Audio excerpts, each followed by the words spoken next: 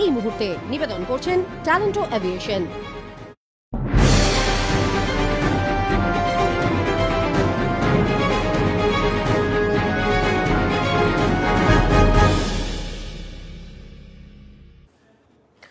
নমস্কার, আরোহী নিউজে সকলকে স্বাগত আর অবশ্যই দীপাবলির শুভেচ্ছা সকল আরোহী দর্শকদের।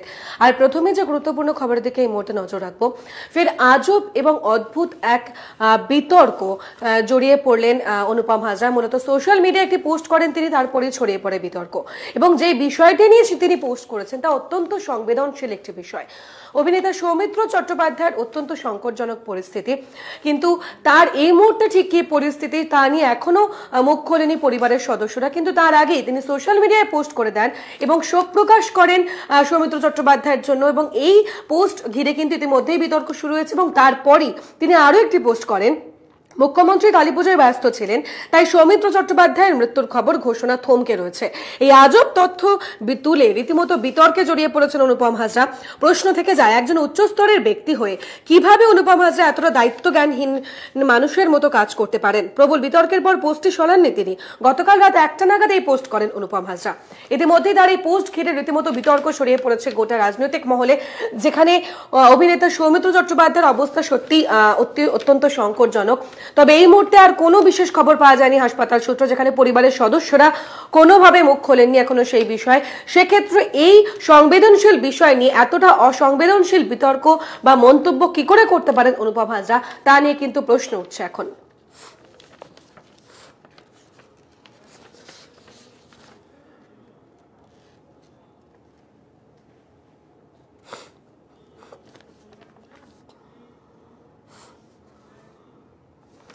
আসছে পরের খবরে, শুভেন্দু অধিকারী নিয়ে এখনো কিন্তু বেশ জল্পনা রয়েছে রাজনৈতিক মহলে। তবে এরই মধ্যে বালুরঘাটের বিভিন্ন জায়গায় সকালের আলো ফুটতে না ফুটতেই ফ্লেক্সে ভরে গিয়েছে বিভিন্ন জায়গা, এবং সেখানে শুভেন্দু অধিকারীর এই ফ্লেক্স কিন্তু চকমক করছে প্রত্যেকটি জায়গায়। তার দলবল সম্ভবত ত্বরান্বিত হতে চলার প্রশ্নকেই ফের একবার উস্কে দেওয়া হয়েছে, যদিও এবারে ব্যানারের সৌজন্যে এই দাদার অনুগামীরা এমনটাই বলে লেখা হয়েছে ফ্লেক্সে। তার এই ফ্লেক্স ঘিরে ইতিমধ্যেই কিন্তু বেশ জল্পনা কিছু তৈরি হয়েছে, কারণ শুভেন্দু অধিকারী নিয়ে কিন্তু এখন বেশ কিছু প্রশ্ন, জল্পনা এবং তর্ক বিতর্ক চলছে রাজনৈতিক মহলে। তারই মধ্যে এই ছবি দেখা গেল বালুরঘাটে।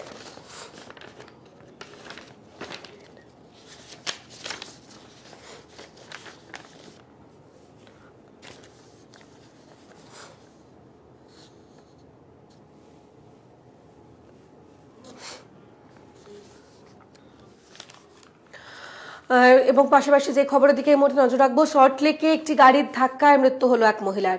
মূলত রবিবার ভোর 5টা নাগাদ এই দুর্ঘটনা ঘটে এবং ঘটনাস্থলেই মৃত্যু হয় মহিলার, এমনটাই খবর রয়েছে।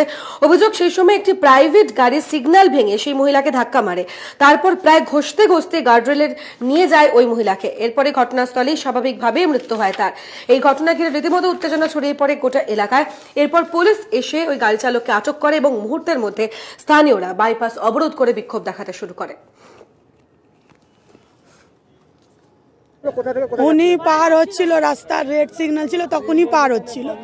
তারপরে গাড়িটা হেভি স্পিডে এসে ওকে ওখান দিয়ে মেরে পুরো এই পর্যন্ত নিয়ে সিগন্যাল, রেড সিগন্যাল ওকে বলি, প্রাইভেট কার ছিল, হন্ডা সিটি।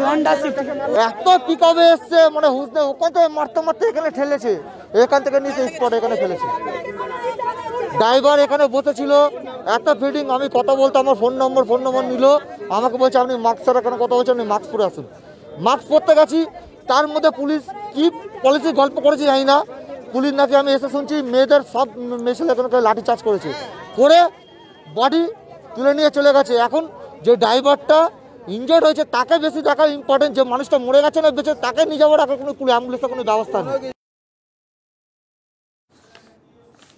আসছে পরের খবরে, মন্ত্রী স্বপন দেবনাথের উদ্যোগে পূর্ব বর্ধমানের বাঁশদহ বিলের কাজ ইতিমধ্যেই শেষ হয়েছে। মূলত মৎস্যজীবীদের কথা মাথায় রেখে ইতিমধ্যেই পরিষ্কার করা হয়েছে গোটা বিল, এবং পাশাপাশি যে খবর রয়েছে, সেচ দপ্তর ও মৎস্য দপ্তরের উদ্যোগেই মূলত স্বপন বাবুর উদ্যোগেই পূর্বস্থলীর বাঁশদহ বিলের ইকো ট্যুরিজম করার জন্য বাঁশদহ বিলের খাল খনন এবং পানা পরিষ্কার করানো হয়েছে।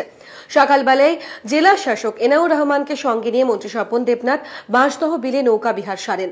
মন্ত্রী স্বপন বাবু জানান, বাঁশদহ বিলের সংস্কার রয়েছে এই এলাকার মৎস্যজীবীদের কথা ভেবেই। হারিয়ে যাওয়া চুনো মাছ বেঁচে উঠবে এই বাঁশদহ বিলে, আর তা দিয়েই মৎস্যজীবীরা এক আয়ের দিশা পাবেন।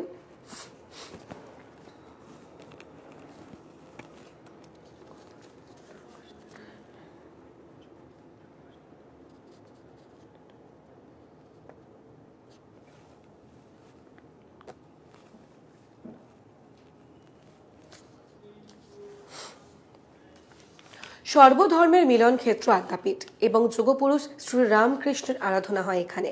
পাশাপাশি বিভিন্ন ধরনের সমাজ কল্যাণমূলক কাজও হয় এই মন্দিরের কর্মকর্তাদের উদ্যোগে। চলুন দেখে নেওয়া যাক সেখানে। বিপদে আপদে বাঙালি বলে জয় মা কালী। কালী পুজোর দিন পৌঁছে গেছি আদ্যাপীঠ মন্দির চত্বরে এবং সেখানে চলছে ইতিমধ্যে পুজো এবং সেই পুজোতে কেন মায়ের এই আরাধনা এবং কেন ভক্তরা দূর থেকে তাদেরকে এখানে ছুটে আসছে, কেন কালীর প্রতি বাঙালির এই প্রেম জেনে নেব এই মন্দির চত্বর ঘুরে। দক্ষিণেশ্বর লাগোয়া এই কালীক্ষেত্রে ঢুকলে মেলে পরম শান্তি, প্রাণের আরাম। শ্রীরামকৃষ্ণের আদেশে অন্নদা ঠাকুর স্থানীয় একটি ঝিল থেকে 1.5 ফুটের কোষ্ঠী পাথরের মূর্তি খুঁজে পান। মূর্তিটি আদ্যা মায়ের।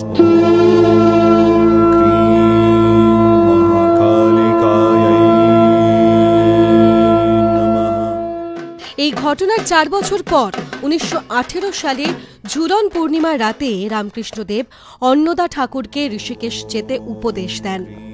সেই সঙ্গে আদ্যা মায়ের মন্দির তৈরির আদেশ দেন তিনি।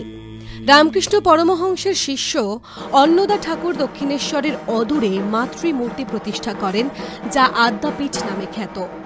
মূল মন্দির কক্ষে শীর্ষে রাধাকৃষ্ণের অধিষ্ঠান, মাঝে আদ্যাশক্তি মহামায়ার অবস্থান, পদতলে পরম ভক্ত শ্রীরামকৃষ্ণ। মন্দিরের নির্মাণেও বৈচিত্র্যের ছোঁয়া।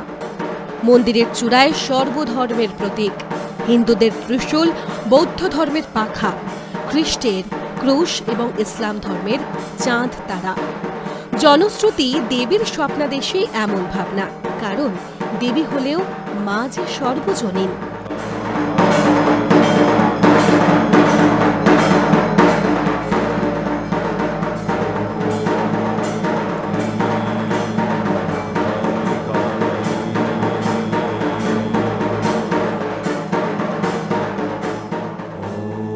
কালী পুজো মানে বাঙালির কাছে এক অন্য ভালো লাগার জায়গা।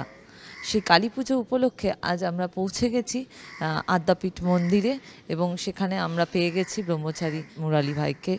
তার সঙ্গে কথা বলে নেব, জেনে নেব আদ্যাপীঠের ইতিহাস এবং মা কালী কেন বাঙালি মনে এতটা প্রভাব ফেলে রয়েছে আজও পর্যন্ত।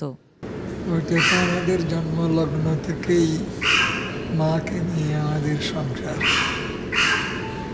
যে কোনো কথাতেই মা কালী। এটা আমাদের ভারতের একটা ঐতিহ্য, বিশেষ করে বাংলার।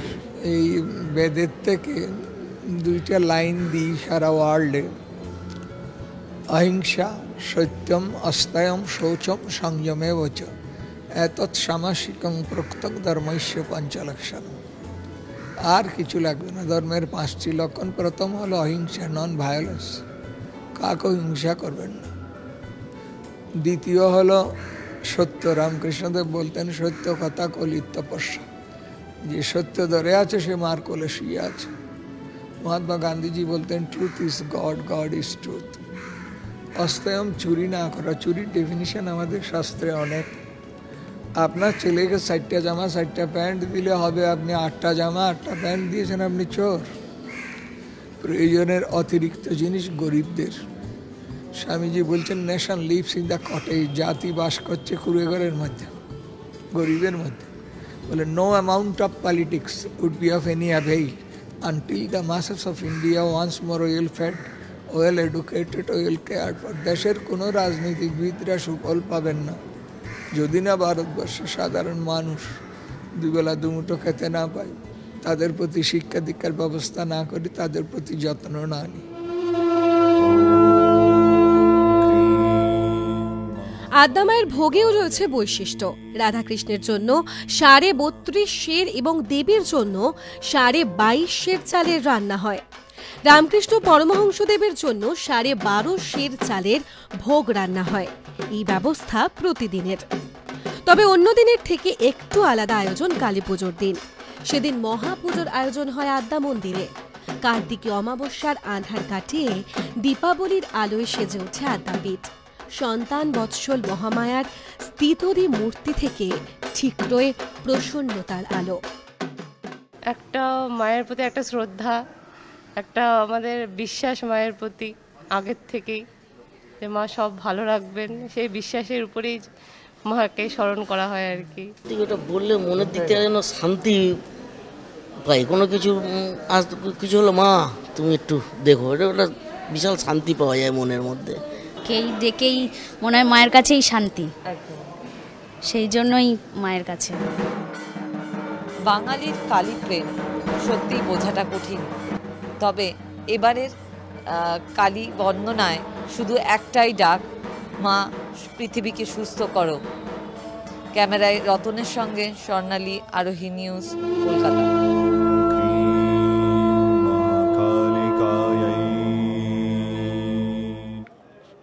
খবর আপাতত এখন এই পর্যন্তই। তবে দিনভর অন্যান্য খবর অবশ্যই থাকছে।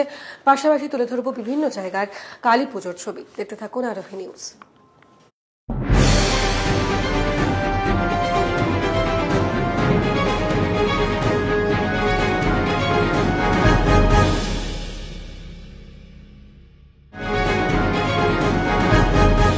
নিউজ এই মুহূর্তে নিবেদন করলেন ট্যালেন্টো এভিয়েশন।